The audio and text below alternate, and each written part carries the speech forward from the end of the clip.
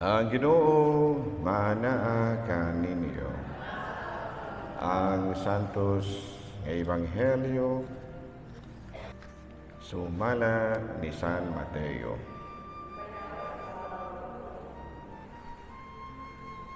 Unya miingon si Jesus sa iyang mga tinunan. Ang buot mahimong akong tinunan, kinahanglan nga ikalimtan niya ang iyang kaugalingon, pasano niya ang iyang krus, sumusunod kanako. Kaya ang buot magluwas sa iyang kaugalingong kinabuhi, pumada ni noon ni ini, apan ang mawadaan sa iyang kinabuhi tungod kanako, makabato ni ini. May makuha ba ang tao kung maangko niya ang tibuok kalibutan, apan kawadaan siya sa iyang kinabuhi? Wala. Ang tao walay bisan unsa nga ikahatag aron mabawi niya ang iyang kinabuhi. Kaya ang anak sa tao hapit na moabot uban sa himaya sa iyang amahan. Kinuyugan sa iyang mga anghel, ug unya balusan niya ang tagsa-tagsa sumala sa iyang nabuhat. Hinumdumi kini. Dinhi ani ay pipila nga dili mamatay hangtod nga hikita nila ang anak sa tao nga moabot ingon nga hari. Mga igsoon ko diha ni Kristo ang Ebanghelyo sang Ginoo. Mang lingkod. So once again, good morning. So here we are once again, no?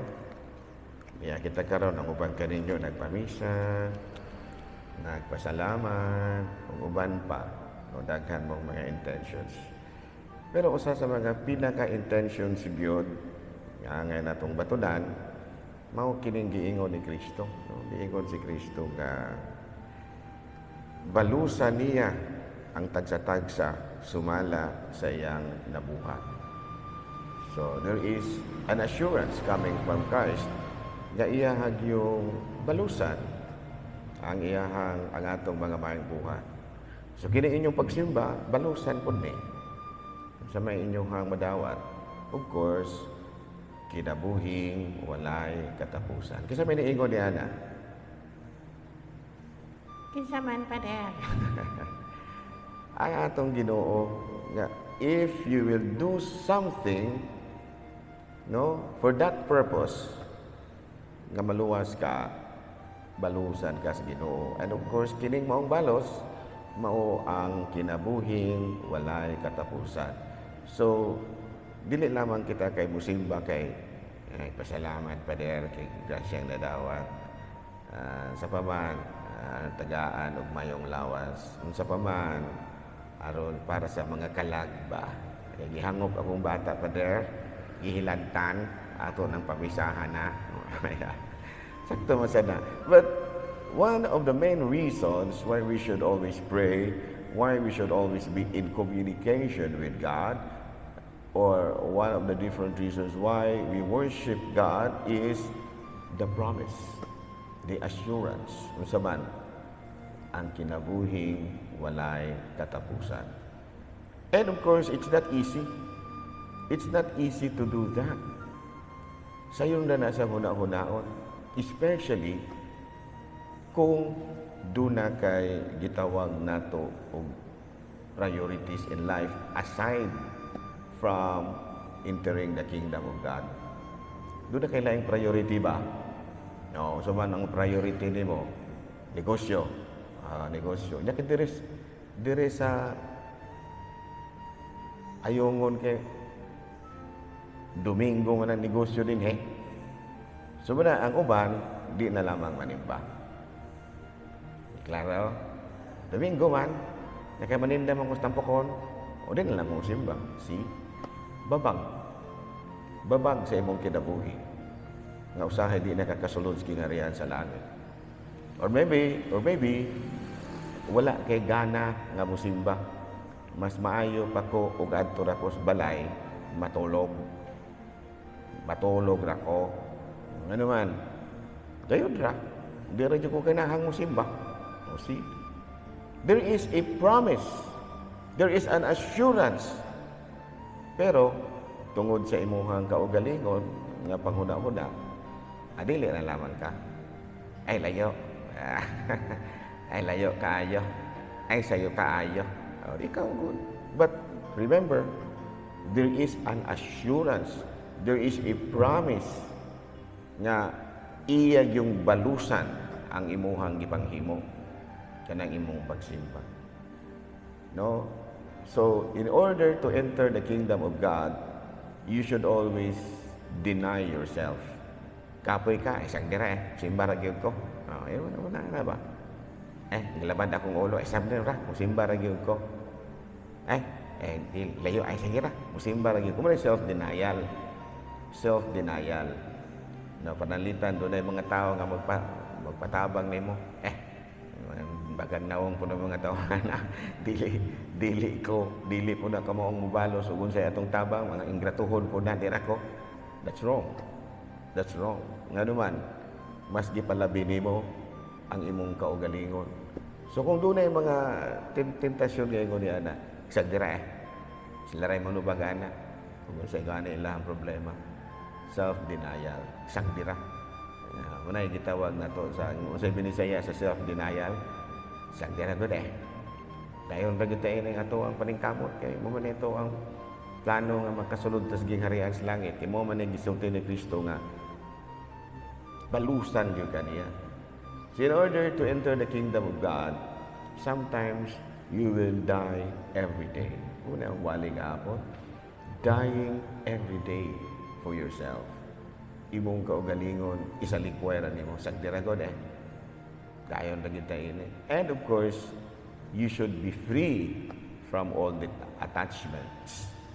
Kinahanglan nga free gyud ka man giingon ni Kristo nga usa gid gisulti ni Kristo, ang buot mahimong akong tinunan, kinahanglan nga kalimtan na iyang kaugalingon, pas-ano ng iyang krus ug mosunod siya kanako. Sa to pang pas-an ka sa imong cross, no, kanang imong kamaldita kalimtin na kanang imong malditahon man gyud ka, madin na kaingon nato nga kini yung atong kamaldita pader murag kaluhan naman ni nato. Murag gikaluhaan atas kamaldita ba? Ayaw ingon ana nga kana bitaw imo na lang pong paundoyonan gyud ang imong kinahiyang di mao. Dili na mao. No, it would entail ala pareho na sa parehos ba na sa nga ako dili man ko ganahang mo kaugutan. Pero gipugos na lamang yun ako kaon kay nga naman aron nga mulig-lig-o ning atong lawas kay grabe ba yan akong trabaho. Di po ko ganahang mo tumaro kini ba mga vitamins kay kanang grabing vitamins kay basin pud bag dunay side effect. Mas maayo man tong natural, mga utan, mga kalabasa, mga talong, nakuha gyud na side effect. Pero di mo ko ganahang mo kaon na lugson na lang ginakong kaon. Ano ba? Lugson ba? Wala nila lang matabag agad si gana. Isda, di pa ko ganang mo kaong isda. Pero lugson na lang akong kaon kay anuhan. Ganahan malagay kang mabuhig taas-taas. Mo serbisyo malagay ka. Kung nang imo na yung gana, may tawag na tong going out of our comfort zone. Kung nang imo na yung gana mo imong paundayonan, patay kag sayo. Imbis nga makapangalagan paunta ka di na lamang kay namatay na manuong kag sayo. Pero man tanang sakit tapot na manuon nimo, high blood ka, kining parehos anang kuan kanang sa ngalan ice cream, mga tamis. Ganahan man kay kuan na. Pero dili na lang nako gud ko mukaon ana. Kay ngano man matay man tag sayo magkaon-kaon ta lang dili na laman ta mo nang kung gusto kang mosunod sa kaharian sa langit, it means a lot of going out of your comfort zone. Nga imbis di ka ganahang mukaon utan, mukaon na lamang ka. Imbis di ka ganahang mukaon og isda, mukaon na lamang ka. No? Ganahan ang dakang mukaon og humba, dili na lamang ka. Muna ingon ana ng giharian sa langit. Imbis dili ka ganahan nga mo managad ang mga tawhana kay mapungot kang magtanaw nila mga naong mutagad na lamang ka. Ingon ni ana no. Imbis di ka ganahang musimba kay di ko ganahan nawong spare. Musimba na lamang ka. No? Kay naay di ko ganahang musimba kay kanang ako ang mga kauban sa community, puros mga salawayon, mga ikugan, mga sa panay mo tanan na mga sungayan. Musimba na lamang ka. Bahala pag sa imong tanaw, sungaya ng imong tapat simbahan. Nga naman, self-denial. Muna giingon ni Kristo, kalimti ang imong kaugalingon. Muna siya. Pero unsa may iyahang assurance, balusan ginana. Lunay ginaingon nga, heaven and earth will pass away, but not my words. Maingon siya nga, ang langit ug ang yuta mawala, pero ang akong pulong di gina mawala. So kanon naingon siya nga, balusan gina nako na imong mga mayong buhat, buhaton gina niya. Buhaton gina ni Kristo. Assurance, the promise. So na siya. So ayaw nag-agda na ng imong kaugalingon, kanang imong kaugalingon nga murag wa gyud pulos, ayaw na nagtagda. Do na bitaw ginaingon nga, Pader, kana mga bayot nganong ordinahan pa mo ginagapatapare. No, there is the difference of homosexual tendencies and homosexual acts. Klaro ba? So, bisan pa kung aduna kay homosexual tendencies, pero wala ka na ng homosexual acts, pwede pa kang may pare. Gawas kung doon na kay homosexual tendencies o niya na po kay homosexual acts, ano yung ka pwede? Yan naman, gi-act man yun nimo, gi-act out man nimo ang imong tendencies. O panalitan, doon ay mga lalaki nga libuyon, no? Una gitawag na to, doon na gid sa sexual tendencies. Ano bang baka kita ra ganig sid babae mo tukar dayon ning mo tukar dayon ning dili maayo kinaya. It's normal. It's normal. Kay kusog siguro kay imong testosterone, yan ano. Pero ayaw nang i-act out. Labi na gwapuhon ka. May nalaman og parehos ka na ako nga why you kalaki tsura kay wala ra man ni problema, no? Pero ingon nga gwapuhon ka, unya naa pag yoy magpaayo-ayo nimo kinaiya nga mga babae, kay murag nakagusto pud nimo, ayaw i-act out ng imuhang mga tendencies dinha. Deny yourself. Ayaw gyud nag-i-act out. Sige ra gyud kang pugong-pugong sudya. O panalitan may pagkahangulon ka. Dili mo ginawala na to, no? Nagkapagkahangulon ka ba nga gusto kang imuhon tanan ang tanang butang ining kalibutan na gusto kang imuhon? Pareho ba sa mga nasod nga kusog mangilog o yuta, Russia, ilugo ng Ukraine, na. Of course, tendencies man na. Pero ayaw nag-i-act out. Do not act it out. No, panalitan, kay kinaiyang bakakon ka, tigtumo-tumo kang istorya sa uban. No? Tigtumo-tumo ka ba? Ayaw nagbuhata. Naa ka ana, ingon ka ana, pero okay ra na. Basta ayaw ra gyud nagbuhata. Muna giingon ni Kristo nga, deny yourself. Naa ka ana, hangulon ka, igihan ka, sinahan ka, abubuan ka, tanan nga mga dili maayo na animo. Okay ra na.